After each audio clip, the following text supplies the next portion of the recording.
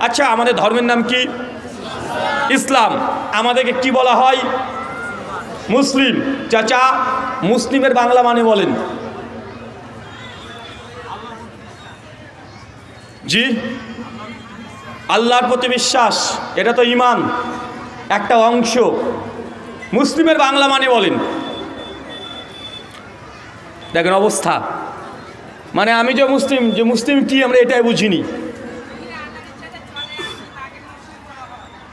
জি,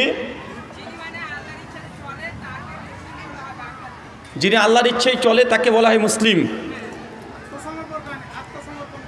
আত্মসমর্পণকারী। আর কেউ কিছু বলবেন? চিন্তা করছেন যে আমাদের মুসলিমদের প্রেক্ষাপট বা অবস্থান কোথায়? মানে দিন চর্চা। তারপর তো এটা শুনছি আহলে হাদিস সমাজ। আহলে হাদিস সমাজ মানে অন্য অন্য সমাজের চেয়ে এরা একটু জ্ঞানী বেশি হয়। কেন? কারণ আহলে হাদিস মসজিদগুলোতে জুমার খুতবা নিজের মাতৃভাষায় দেওয়া হয়। হয় কি হয় না? অন্য অন্য মসজিদে তারা আরবিতে খুতবা দেয়, ইমামও বুঝে না, মুসল্লিও বুঝে না। কিন্তু আহলে হাদিস সমাজ অন্ততকে কোরআন বা হাদিস অন্য অন্য সমাজের চেয়ে একটা হলেও বেশি জানে। কেন? জুমার খুতবা মাতৃভাষা হওয়ার কারণে। কয়েকজন মুসলিমের বাংলা যে অর্থ বলেছেন কাছাকাছি অর্থ এসেছে। মুসলিম মানে ইনি ঠিক বলেছেন, আত্মসমর্পণকারী। কি বলেন তো চাচা, বলেন তো মুসলিম মানে কি? বলেন, মুসলিম মানে কি?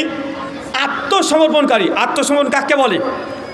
আত্মসমর্পণ মানে যে ব্যক্তি নিজের সমস্ত ইচ্ছাকে আল্লাহর কাছে ছেড়ে দেয়, আল্লাহর কাছে সঁপে দেয়, এটাকে বলে মুসলিম।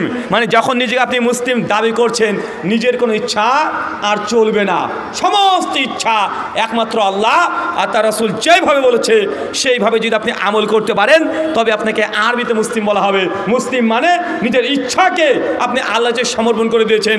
বাংলা ভাষাতে যদি পরিষ্কার বলতে হয়, মানে আল্লাহর কাছে আপনি বিক্রি হয়ে গেছেন।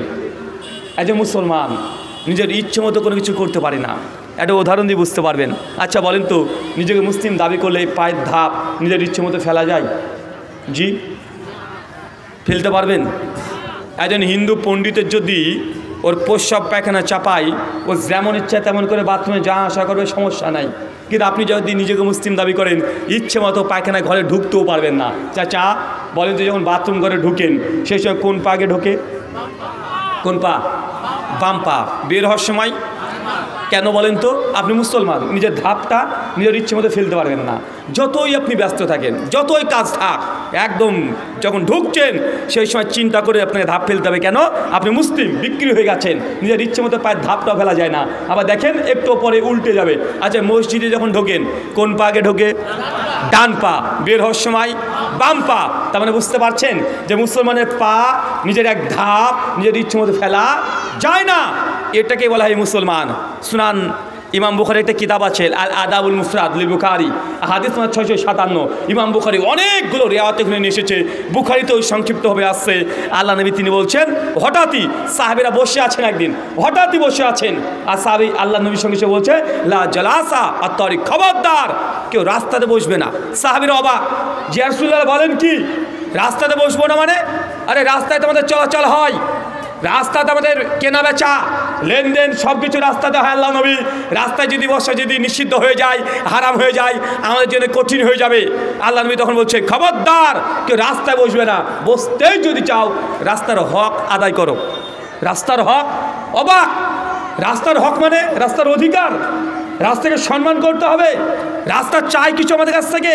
রাস্তা কি চাই, কিভাবে রাস্তাকে সম্মান করতে হয়, কিভাবে অধিকার দিতে হয়। সাহাবীরা প্রশ্ন করছে। কমপক্ষে ইমাম বুখারী রাহিমাহুল্লাহ তার আদাবুল মুফরাদে 22খানা এই হাদিসের তুরুককে তিনি জমা করেছেন। কমপক্ষে 22খানা তুরুক আছে যে রাস্তার অধিকার প্রসঙ্গে। আপনারা অনেক আলোচনা শুনেছেন, স্বামীর প্রতি স্ত্রীর অধিকার, স্ত্রীর প্রতি স্বামীর অধিকার, আপনার প্রতি প্রতিবেশীর অধিকার, শুনেছি কি শুনি নাই? আল্লাহ নবী বলছে রাস্তার অধিকার। আরে রাস্তা তো জড় পদার্থ, ইট ঢেল পাথর দিয়ে তৈরি হয়, এই রাস্তার আবার কি অধিকার? আল্লাহ তারপর অনেকগুলো কথা বলার পরে তিনি একটা অধিকারের কথা বলছেন। রাস্তার অধিকার হচ্ছে রাস্তাকে সমতল পরিষ্কার পরিচ্ছন্ন রাখা। রাস্তার মধ্যে যদি কোনো নোংরা আবর্জনা উঁচু নিচু যদি থাকে, সে রাস্তাকে পরিষ্কার পরিচ্ছন্ন করতে হবে। রাস্তা উঁচু নিচু রাখা যাবে না। ভাঙা যদি থাকে সে রাস্তাকে সমতল করতে হবে। এটা রাস্তার অধিকার। বুঝতে পারলেন না মনে হয়? বুঝতে পারলেন? আপনার এলাকার রাস্তা যদি ভাঙা হয় আর এটা যদি মুসলিম এলাকা হয়, রাস্তার হক আপনি রক্ষা করছেন না। আল্লাহ নবীর ভাষা অনুযায়ী রাস্তাতে চলাচল হাঁটা আপনার জন্য জায়েজ নয়। কেন? আপনি মুসলিম, মানে রাস্তাতে চলবেন, তাও নিজের ইচ্ছে মতো না।